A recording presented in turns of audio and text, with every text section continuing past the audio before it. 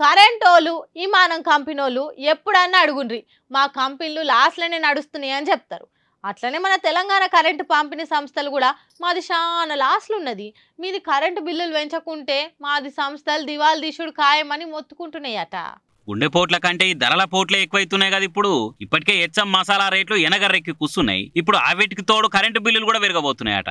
Current పంపిణీ సంస్థలు రేపో మాపో ఛార్జీలు పెంచబోతున్నాయట. ఇప్పటికే 1200 కోట్ల లాసులు నడుస్తున్నాయట డిస్కాంలు. ఇక అవి కవర్ కావాలంటే కరెంటు ఛార్జీలు పెంచుడు ఒక్కటే తొవ్వా, ఇంకోటి లేదని చెప్పిరట. ఇప్పటికే గవర్నమెంట్ లో ముంగట ప్రతిపాదన ఫైల్స్ పెట్టిర్రు. ఇళ్లకు 300 యూనిట్లు దాటితే స్థిర ఛార్జీ కిలో వాట్కు 40 రూపాయలు పెంచాలనుకుంటా ప్రపోజల్ పెట్టిరట. అట్లనే కంపెనీలకు అన్నిటికీ ఒకే కేటగిరీ కింద బిల్లులు ఇవ్వాలని చెప్పినాయట. ఇక సర్కారు గృహజ్యోతి పథకం కింద 200 యూనిట్లు ఫ్రీ ఇస్తారు కదా, కాబట్టి 200 నుంచి 299 యూనిట్లు వాడేటోళ్ళ జోలికి పోరట. ఎవరైతే 299 యూనిట్లు దాటి వాడతారో వాళ్ళకు వాయింపు తప్పదట. మరి డిస్కౌంట్ల ప్రతిపాదనకు సర్కారులు సై అంటారో నై అంటారో ముంగడ తెలుస్తుంది.